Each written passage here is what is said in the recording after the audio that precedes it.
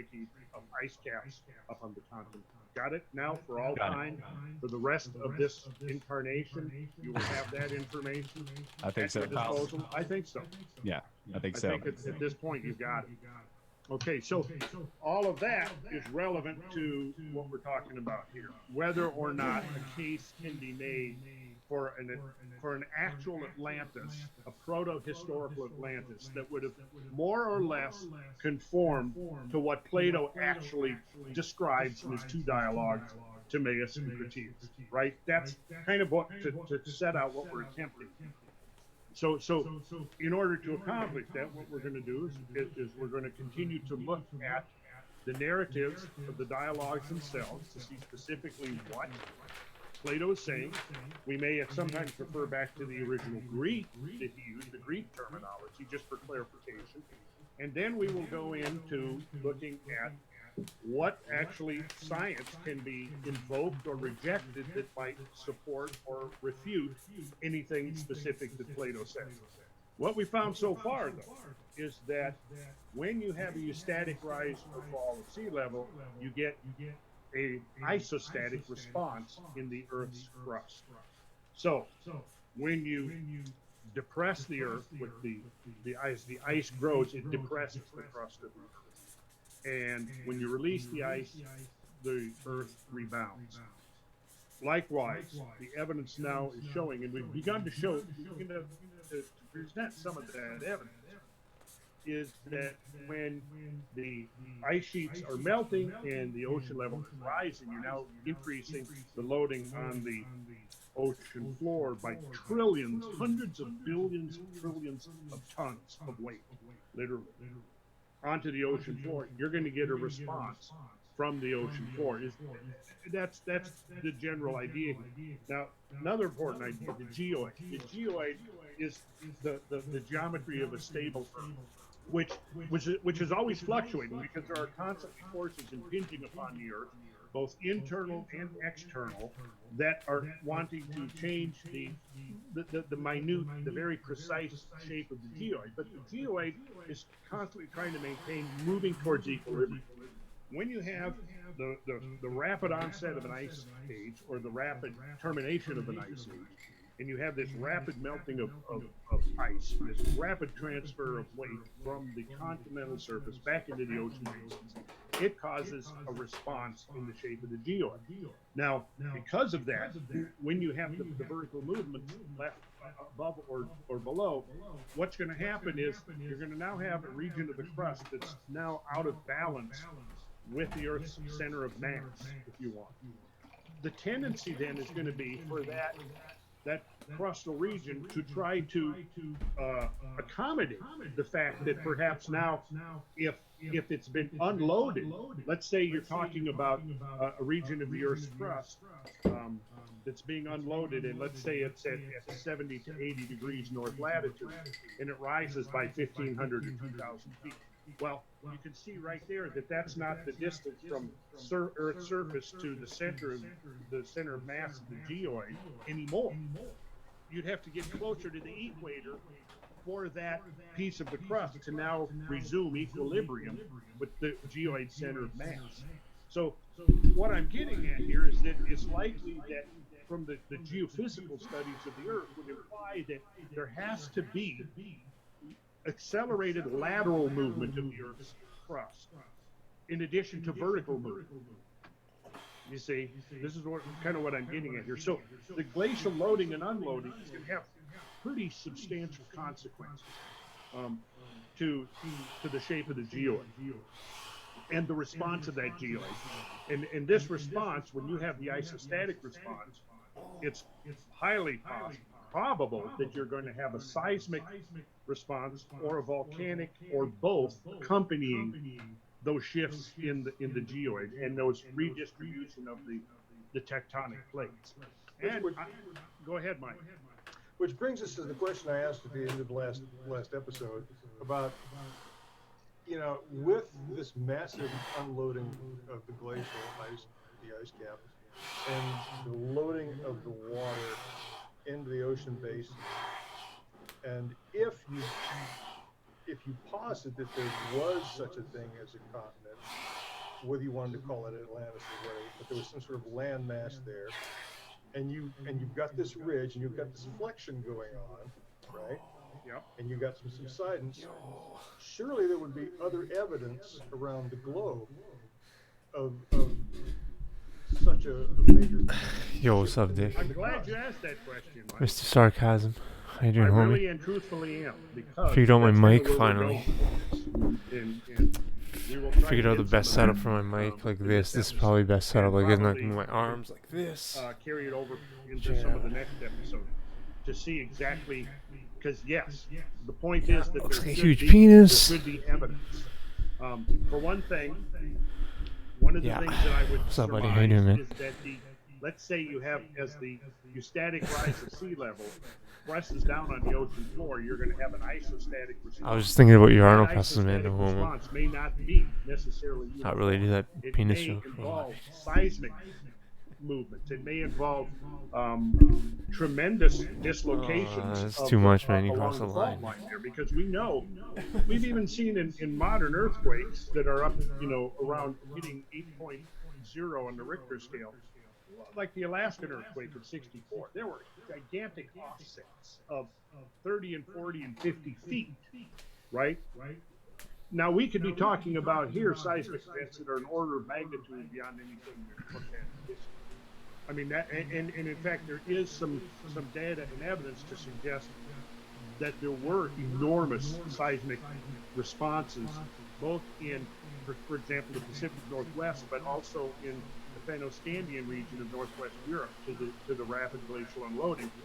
And we can actually devote some time to looking specifically at that evidence. I don't have it right at my fingertips tonight, and that would be somewhat of a diversion. But yeah, we're definitely going to look at some stuff that would suggest that the subsidence of the ocean floor was not necessarily a gradualistic or a uniform process, but involved discrete jumps, if you will. So anyways, this particular article came out. This paper was published in 1972. It always feels good to do your And it's first sets referring after like a back week to off. an article that was published by a prominent geologist named Daly back in 1925, who first was speculating about some of these ideas that are relevant to the things we've been talking about here. So I'm gonna quote here from that article here, and you'll be able to see what we are Sucks, talking man. about That here. sucks, dude. So in a paper, That really largely sucks, man. ignored, of course, ignored in recent times, Daly in 1925 pointed out that changes in surface load over the oceans, because of the static changes in sea level, would deform the Earth.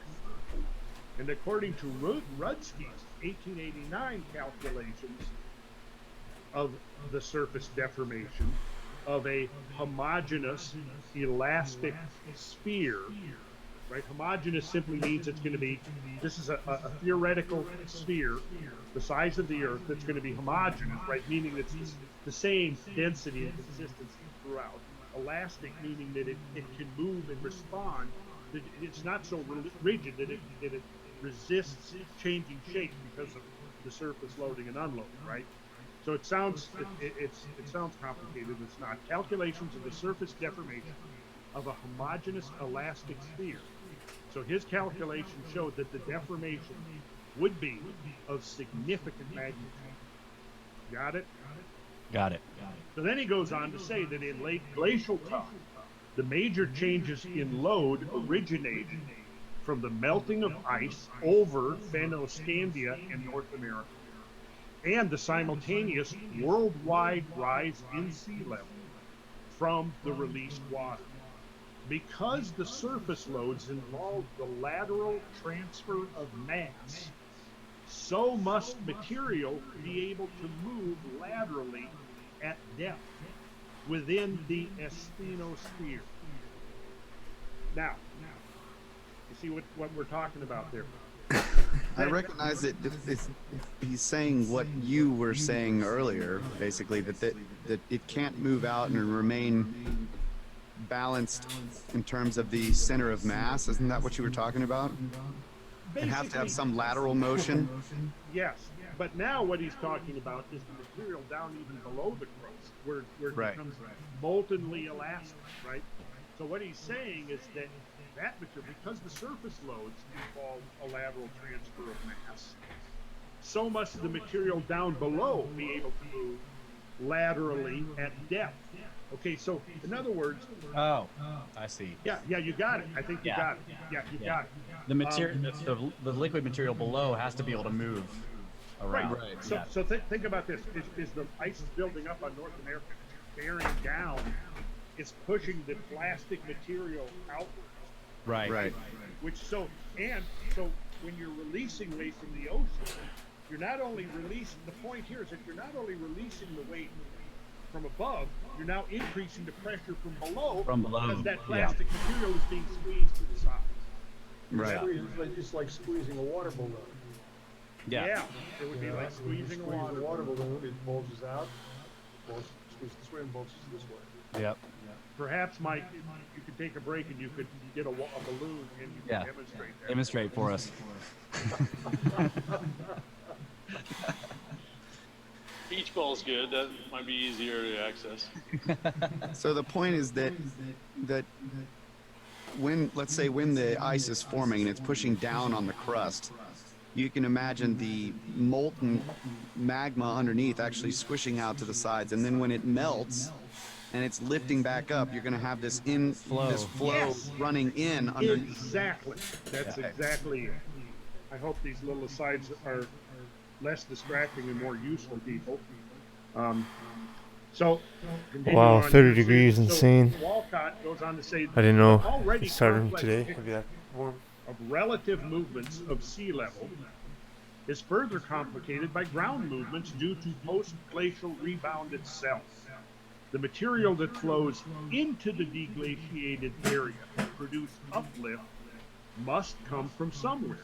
So we would expect a complementary depression outside the zone of uplift. So now, given the context of everything we've been discussing in the last couple of meetings here, that I think is beginning to make complete sense to me. Yep. And why that would be relative to the question of whether or not there could have been an event. Whether or not you could have had a landmass that would have risen and fallen along with eustatic changes in sea level. So he goes on to say, and then we're just about done with R.I. Walcott here. He says, if the whole mantle participated in the relaxation, these downward movements would be fairly widely spread over the Earth's surface, and therefore be of small and probably insignificant magnitude. Okay, let's do that again. If the whole mantle participated in the relaxation, think of that as you're removing these loads, right? And now the geoid is adjusting. So really, it's just like if you're sitting on a cushy chair right now, you know, the cushion is going to be under stress because of the weight of your ass, right? That's when right. you get off, right, if you were to stand up, are you sitting on a soft cushion right now? Oh yeah. Okay, stand up. If you're standing up, now there's isostatic compensation. Yeah. Think of your ass as an ice cap. Right? And think of the top of the chair as North America. And this will all begin to make sense. There you go. Ice Age. There it was. That was the rapid onset of an ice age. Just like that, boom. Okay. So let's get it. If the whole mantle participated in the relaxation, these downward movements would be fairly widely spread over the Earth's surface, and therefore be of small and probably insignificant magnitude. But if, as we suppose here, the flow is restricted to a narrow asthenospheric shell, then the downwarp will occur in a restricted zone immediately peripheral to the uplift with large and significant displacements. All right, you're gonna have to define a asthenosphere. Well, Kyle's working on that. Yep. He's I going to just give wrote it down. Okay, and it's spelled Sometimes it's spelled A-E, but it's usually spelled A-S-T-H-E-N-O, asthenosphere. It's the region between the crust and the mantle. And it's generally a plastic crust. Which is also the low velocity zone. Is that what they call it? The LVZ or something like that? Well, Kyle is about to tell us. Oh, okay. The asthenosphere is the highly viscous, mechanically viscous. Viscosity. Yes. Highly viscous, mechanically weak, and ductilely deforming region of the upper mantle of the Earth. Yeah. So it's what does it give a depth there or a thickness? It lies below the lithosphere and which is the sphere of rock, the crust. It's going to probably vary, 50 to 80 miles, depending. Oceanic crust is thin, continental crust is thick. Yeah, approximately 80 and 200 kilometers, 50 and 120 miles. Yeah, right. There we go. Okay. Below That's the surface. the asthenosphere. It's this viscous layer that separates the mantle from the lithosphere of the crust. And it would be in this area where these transfers, let's get where you can see that, the transfer is taking place. So if the crust is moving laterally, it's moving, so crust, lithosphere, mantle down here. And here's the crust moving over the asthenosphere. Slowly in terms of continental drift, but theoretically or hypothetically, periods of accelerated motion, they're going to be accompanying the lateral transfer of mass on the Earth. So his point is that the relaxation and the stress inducement around the Earth will not be uniformly distributed, but will be concentrated in certain areas. And one of those areas would be generally very close to the region of uplift or depression. So it now makes perfect sense that as you're loading the continents with glacial ice, you're going to get an upward deformation on the bottom of the oceans, which is going to also have an accompanying complexifying effect on the level of the ocean as its bottom is rising and falling, right? Then when you have the relaxation because of the glacial unloading, you've now got loading of the ocean basins, and that, in other words, the water may be rising over and distributed over the ocean basin uniformly, but the stresses accumulating on the ocean floor, his point here, they will not be distributed uniformly, but will be concentrated in certain areas. So this is another important piece of information to understand the process that we're talking about here. And his conclusion is that the uplift, which would be peripheral to the area of unloading, as he says here, to use his words, would involve large and significant displacements. So he finally then says that the physical models show that a variety of deformational effects of significant size can be expected to occur during and following the melting of the Pleistocene ice caps and the resulting static rise of sea level. In Canada, the total amount of rebound at the center of uplift was between 400 and 1,000 meters. So 1,000 meters is 3,280 feet. So think about that. Think about it. A rise of up to over 3,000 feet after the glacial unloading. What would be the corresponding depression on the ocean floor along the mid-Atlantic ridge? Could it be that much? It'd be a lot. Yeah. Could it be more? Well, that's very possible. Now, if you had a vertical change along the mid-Atlantic ridge of 3,000 or 4,000 feet and a rise of sea level of 400 feet, what's going to happen to any islands that are going to be along? Yeah, they're going to be submerged very quickly. They're going to become buttes or whatever they're called. What are they called? Oh, the Gyges. Gyges. No, butte. Never mind. Wrong word. Okay. Interesting stuff.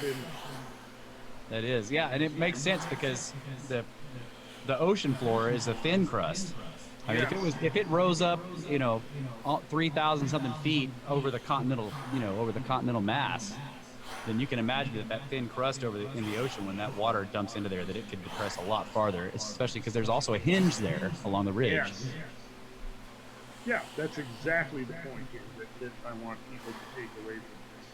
Yeah, so then a couple of years later, another scientist, Gyges, also in quaternary research, followed up on the research of Walcott that I was just quoting from. And his conclusion was, in 1974, he uses the term hydroisosmosis, which is simply talking about isostatic adjustments due to water, rather than presumably ice.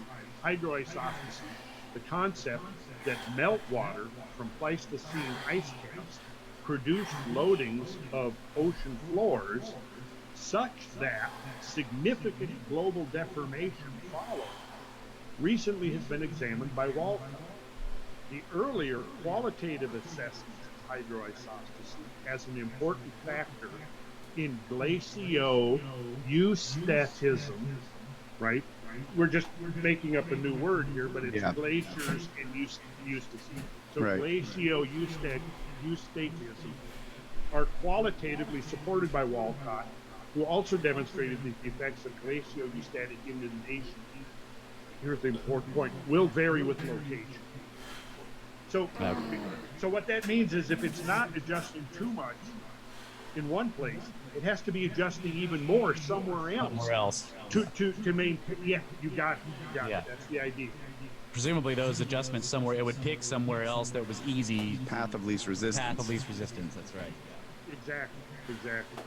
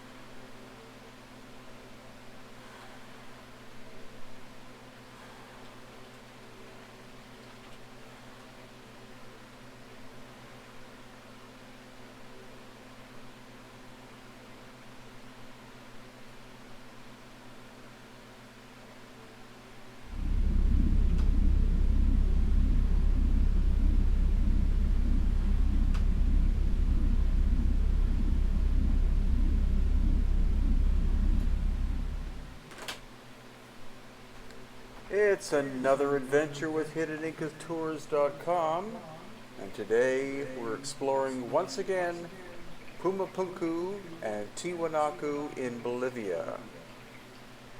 So we flew from Pisco Airport and flew directly to La Paz and explored. So this is probably my favorite location on Earth because it's likely the most mysterious. It's an aerial view of what is called Pumapunku, located near Lake Titicaca in the highlands of Bolivia, 13,000 feet above sea level. And academics cannot properly explain who built it, why and how it was built. So again, with an aerial view by drone, you see these very large blocks of stone.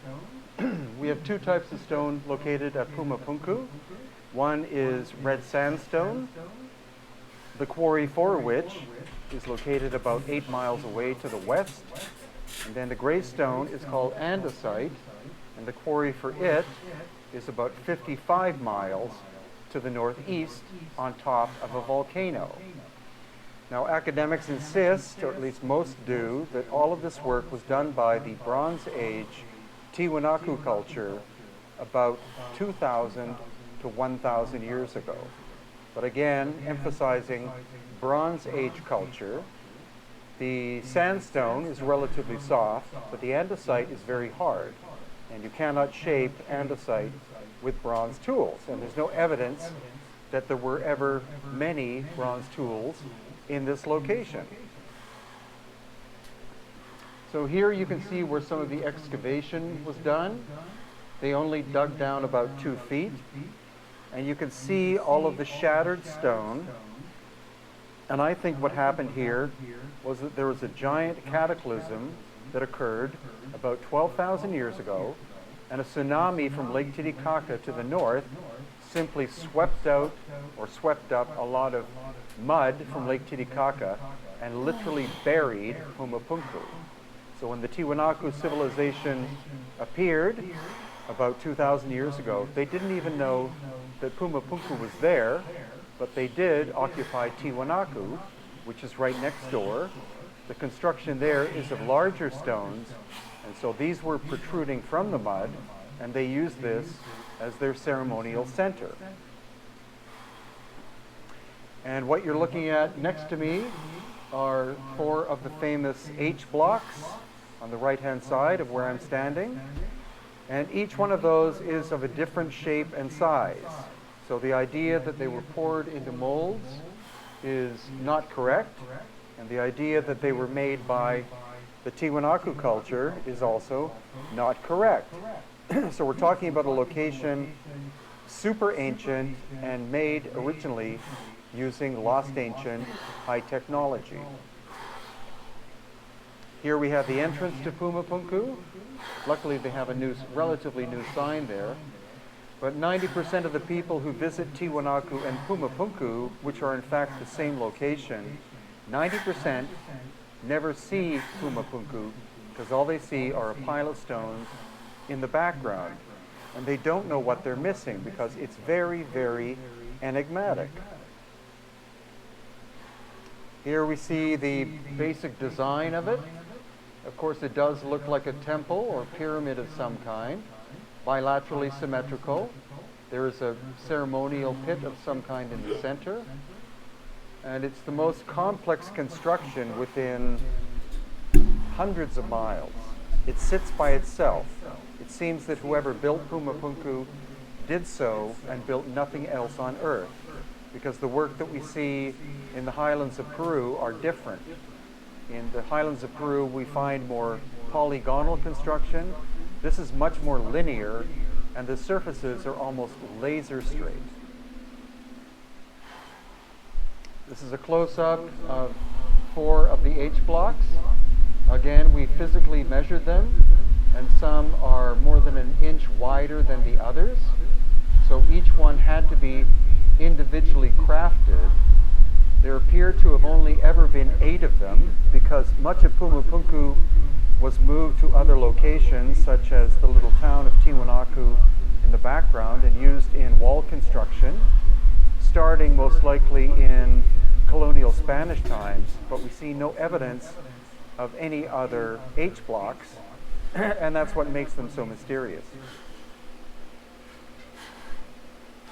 And here, again, we see the H blocks, and what's curious is the one that I'm standing behind was never completed, because with the other ones, all the surfaces are perfectly flat and perfect joinery, but the one that I'm standing behind, the upper niche and lower niche, the corners are rounded. So it appears 2 different types of high-tech tool was used, one for doing the basic shaping, and then another one for doing the final flat surfaces. And hopefully you can see that there. With the one on the left-hand side, you can see there's a false door shape in the upper niche, missing from the one on the right. And the same thing occurs in the lower niche on the left. There's a false door shape. and no such shape on the right. So the one on the left was completed, the one on the right was never completed, and that indicates that work suddenly stopped. Mysteriously, we find the same phenomenon when we go to Egypt and also some of the Yo, what other up, bro? Such constructions in HIV. places like the highlands of Peru. It does sound You see suspiciously major familiar to projects Joey under Joseph construction, Jr. and then Shabadoo. suddenly I don't know if a it's the work same stoppage. person, but And welcome- I welcome, believe this Joseph, is all the result Jr. of an ancient cataclysm Yeah, I am from breathing, I am. 12,000 years ago. There's abundant evidence that there was a global cataclysm that occurred at that time, and that corresponds to the rapid end of the last ice age. So that's why people call constructions like this pre-diluvian, as in pre-flood. Here we look at the backs of the H blocks. Complex extrusions. There's no evidence that these actually interlocked with anything else. And the same thing with the ones on the front. Some people think that there is a interlocking mechanism that stones fitted into these slots to make a three-dimensional, very tight-fitting structure. But if you want to call these the female stones, there is no evidence of any male stones. So this location is more complicated than most people can realize. I knew it was you, Dick. I knew it. And again, to some degree, you can see that the stone on the right is at least slightly higher than the one on the left. So there's no way that these were all made in a mold, as some people state. But each one was, I wouldn't say handcrafted, but I would say individually crafted. And the slots of the H blocks are not perfectly 90-degree angles. They're actually more like a dovetail shape. And that's why some people think that a dovetail would lock into it. But if so, where are the dovetails? Almost all of the stone that was removed from Pumapunku and Tiwanaku was regular rectangular blocks, useful in the construction of houses and other buildings. The H blocks is such a strange design that trying to find a place to integrate them into your construction would be difficult, and fortunate for us, that's why they were left behind. And then here we see all sorts of different and strange indentations. We see no actual artwork involved at Pumapunku, just geometric shapes and geometric designs. What we'll see at later, or in later photos, is we'll see Tiwanaku itself, and there you will see artwork, surface carving. And that was done by the Tiwanaku culture between 1,000 and 2,000 years ago. They simply took advantage of the flat surfaces and decided to put artwork. But whoever built Pumapunku, they were simply pragmatic. And here again, these interesting cross shapes, 2 levels of indentation. Some of them are heavily eroded, and other ones are actually quite crisp. If the surface of the stone was found upside down, then you would have had almost perfect preservation, and the other side exposed to the weather, extreme erosion.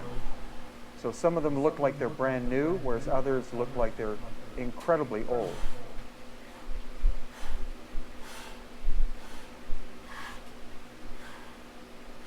Here, 2 more of the H blocks. They're not in their original location. 4 of the other ones are over on the left-hand side. And again, they are the great puzzle. They weren't building blocks. They seem to be magnetic as well in nature. We've moved magnets back and forth across the fronts of the H blocks and also into the recesses. And the compasses tend to go absolutely wild. I'm trying to figure out what the pattern is, and so that's why I've been here probably 55 times and will continue going a number of times a year in order to unlock the secret of how Pumapunku functioned and why is there this variable magnetism. This is a gate of some kind. There were in fact 4, barely tall enough to allow a human to walk through. And then where you see the etch carving on the top, that was done by the Tiwanaku culture.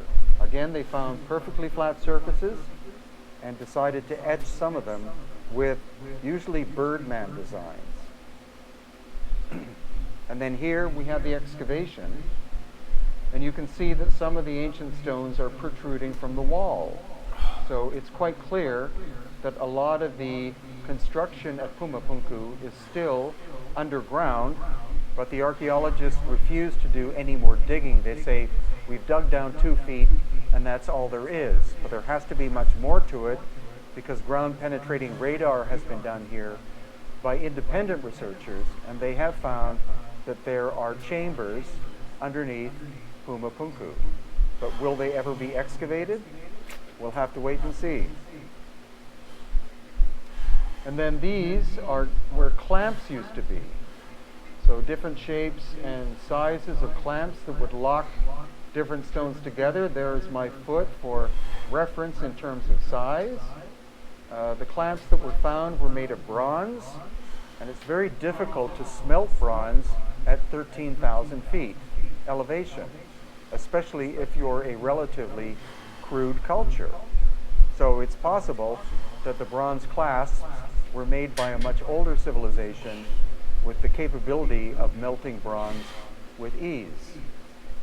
And these are more examples of these clamps, and what are actually called keystone cuts. So again, these were used to lock the stones together, whether that was for earthquake proofing or maybe for the movement of energy through the stone. Since the stone is magnetic, it could be that, and actually full of iron as well, and quartz crystal, it could be that energy moved through the stones in original construction, and that the bronze clamps helped to facilitate the moving of the energy. And then these really interesting drill holes, perfectly evenly spaced, even in diameter. They had to have been done by some kind of power drill, but no such thing existed at the time of the Tiwanaku culture. And also, it would take at least hardened steel to be able to penetrate the stone in this way. Also, the grooves are perfectly flat and perfectly even, as if done with a powered router. And other strange shapes like this. You have the circle, which is more or less perfectly round but eroded, and then the square notches are actually tapered. They're wider in the bottom than they are at the top, as if something was meant to lock into them. But unfortunately, Pumapunku has been pillaged over the course of 1,000 years or more. In fact, when the Tiwanaku culture appeared 2,000 years ago, they immediately started to use the stones at Tiwanaku for reconstruction. So they moved a lot of the stones and built their own buildings. So there is absolutely no record or concept of what it originally looked like. But the foundations are perfectly level, within 1 degree. That takes some level of sophistication. In order to create a vertically level surface, all you need is something like a plumb bob. But in order to create a flat surface, that requires some degree of technology. Of course, we have things like levels, but it's doubtful that the Tiwanaku culture had anything like that, not even what we call a bubble level or anything. So this is an indication that the foundations of Pumapunku were found in place and were utilized by the Tiwanaku people as foundation blocks to build stuff on top of. We also find that some of the red sandstone blocks have melted surfaces, that the surfaces were turned basically into glass, and that requires a minimum of 1,000 degrees Celsius or possibly even 2,000 degrees Celsius, and that is much higher than a standard campfire or open flame. So could that be evidence of an ancient cataclysm, of plasma from the sun striking locations like this, basically making them explode?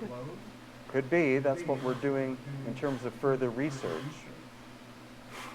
And this is more of a close-up. You can see that the surface of the stone is in fact vitrified and glassy.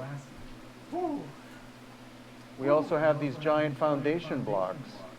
The largest of the sandstone ones, there's one that is estimated to weigh 131 tons. And again, the quarry is 8 miles away, up and over that mountain range. So how were they moved when no indigenous trees grow in the area? You have nothing to use as rollers. You couldn't pull them, so how were they moved across the landscape? So this is a view of the large foundation blocks. The one directly behind is the one that weighs 131 tons. They do look like that they originally were interlocking and all lined up, but some of them have sunken into the ground. Again, that could have been a result of an ancient cataclysm liquefying the ground.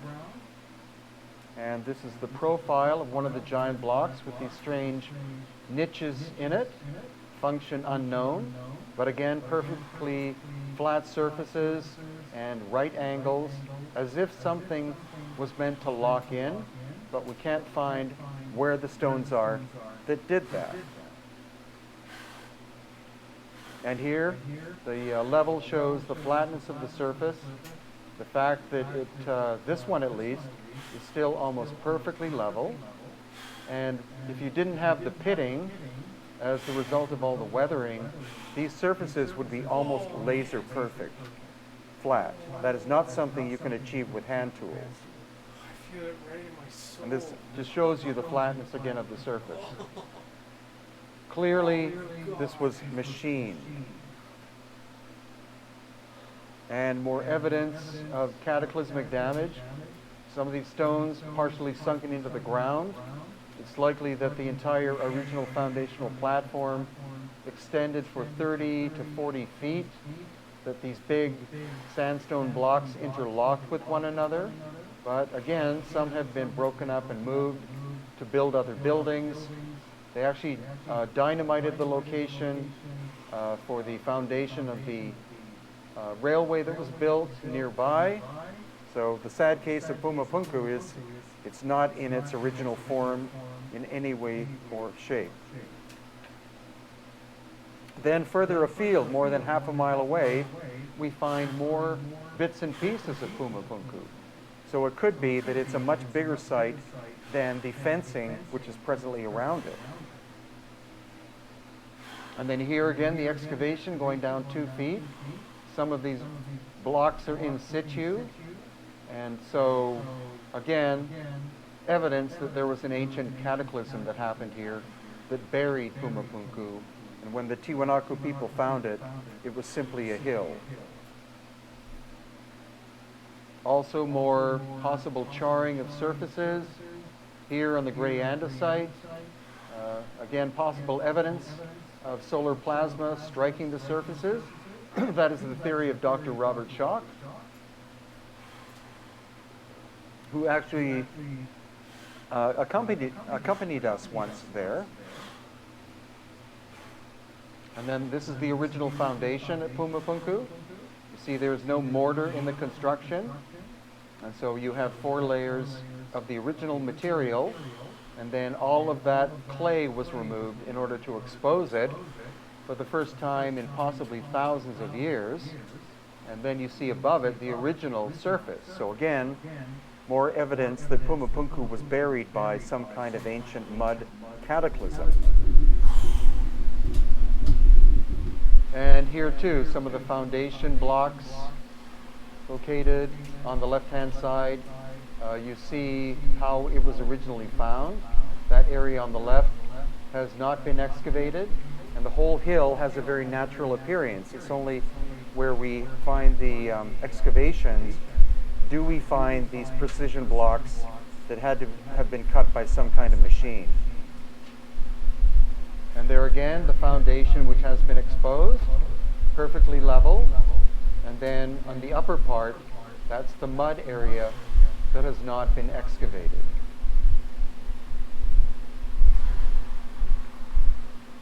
And once again, the difference between the areas that have not been excavated above and the areas that have been. You see 2 feet of more of mud on the bottom that covered up the foundation area, as much as 4 feet. And so this is a recent excavation from less than 10 years ago. So prior to this, the whole thing, this whole area looked like it was a natural hill. And this is a water channel located at Pumapunku. The stones still tightly fit together where you see my left and right hands. This was completely buried up until it was excavated, and where my forefingers are pointing, that is where the bronze clasps were found. Most of them have been removed and are located in the local museum, but again, trying to melt bronze at 13,000 feet by a relatively primitive culture would be very difficult to do. And this shows you the size of the water channel. Pumapunku is actually not very tall. It's possibly 30 feet high. So if it's a drainage channel for water, why does it have to be so big? And originally there was a roof system over top of the channel where the stones locked into the side pieces, and there's a gently cupped area on the bottom, which looks to me like it was machined out. So if it was for the movement of water, why is it on such a great scale? It could be that this was some kind of refinery for metals, because there are a lot of metals found in the area, and that this was a way of pumping tons of water through the channel as a way to collect in pools and separate the metallic elements from the dirt and other debris, because the metals would tend to settle fast, especially gold, because gold is so heavy. Now we also find this ancient staircase made of megalithic blocks, and then in front we see more recent repair with smaller stones. So the staircase leads to nowhere, but 12,000 years ago, the level of Lake Titicaca was 100 feet higher than it is today. And so at that time, these would have been stairs leading down to Lake Titicaca. So that again gives us this time element of most probably 12,000 years ago, as of either the destruction of Pumapunku or the time, either the time of destruction or the time of construction, or both. But we do know the damage was likely 12,000 years ago, so the actual age That sucks, would be man. I'm older, sorry. Try to drink water when but you how much can, older dude. is up to question. Take like Tylenol And or just for a Advil. sense of scale, we have Antonio Portugal standing on the megalithic blocks here, again from a quarry 8 miles away. We also find elongated skulls. Now the cranial volume of this elongated skull is larger than a normal human being, probably 25% larger. So that is a genetic characteristic, and one of the other curiosities about Pumapunku. You have this element of the existence of early builders who don't appear to have been Homo sapiens sapiens, and that's just another one of the mysteries of this ancient place. Also, more evidence of there having been some cataclysmic event here with bones that have been shattered to pieces. This is not a simple cemetery, but it looks like a place where major devastation occurred. Maybe it wasn't 12,000 years ago, but it was almost 100% sure prior to the time of the Tiwanaku people. And now we're moving to Tiwanaku itself, and that is located right next to Pumapunku. Elevation 3,700 or 870 meters. So an aerial view of what is called the Kalasasaya complex, and unfortunately it was rebuilt in the 1960s, and so that creates great confusion because it doesn't tell us exactly what it originally looked like. This is an interpretation of what it looked like. And another aerial view, and here again you see reconstruction of what is called the Akapana Pyramid, And it was a 7-level pyramidal structure, again partially reconstructed, but it also appears that it too was completely covered by an ancient wave of mud, was found by the Tiwanaku people, partially excavated, and then used as their central ceremonial site. And another aerial view of most of Tiwanaku, the Kalasasaya complex on the left, and then what's called the Sunken Temple in the middle. There's probably a lot as well buried underground, but excavations are not frequent and not very extensive at Tiwanaku for unknown reasons. But here we have a model of what the Akapana pyramid likely looked like in the foreground. You see 7 levels with a Chakana-shaped pool in the middle, and then the Kalasasaya complex above, and to the above right, the sunken temple. And so here's Antonio Portugal showing you what the Akapana likely looked like originally. Again, some theories are that it was a place for refining metals, that the ore mixed with water was pumped on top, and then it went through a series of tight-fitting canals, and that actually was what the function of the sunken temple was for, was as a collecting pool to collect the metals and silt and water. And naturally, if this was done in a controlled nature, then the gold and other metals would settle to the bottom. Then you would pull the drain plugs, get rid of all the water, clean out the silt, and then collect the metals for refining. But that is simply one theory. And here we see excavations done in the 1960s. The original construction is here. Appearance of lots of water weathering for some strange reason. And this area was covered in 6 feet or more of mud, so more evidence that it was buried by an ancient cataclysm. And this is simply a close-up of it. A lot of the stone has been moved around.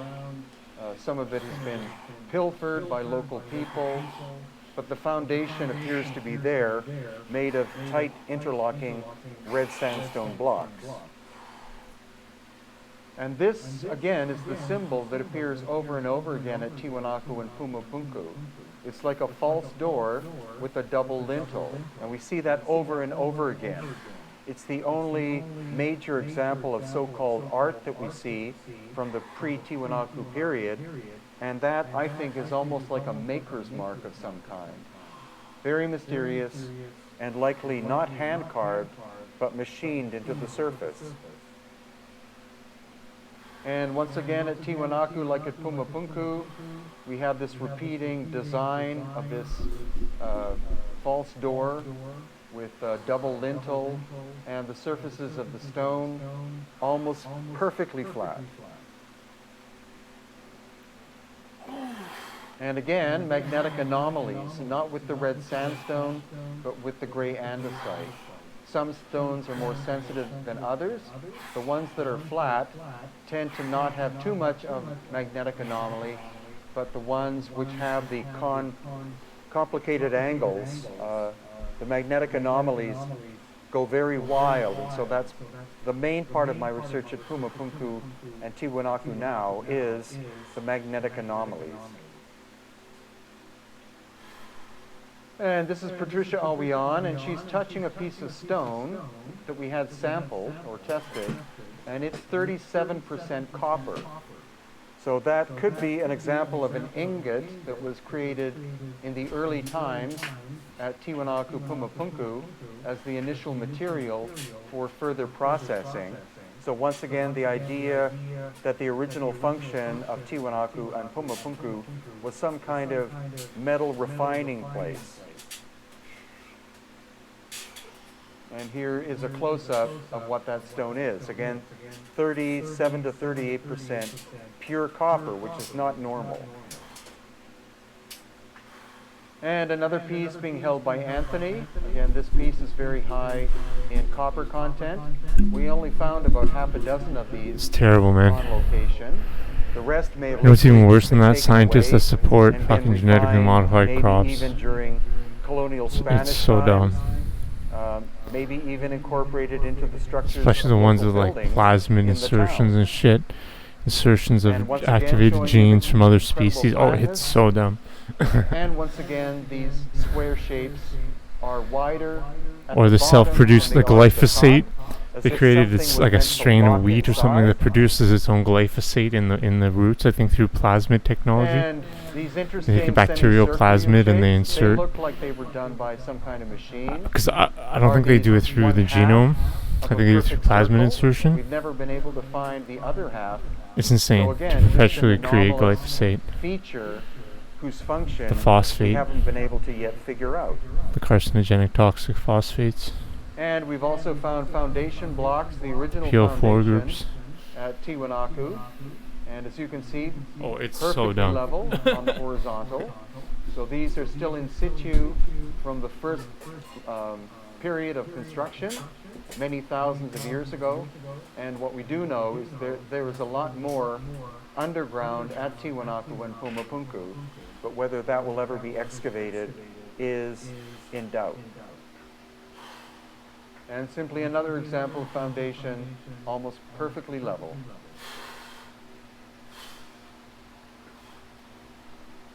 And again, another very flat surface that you can see here.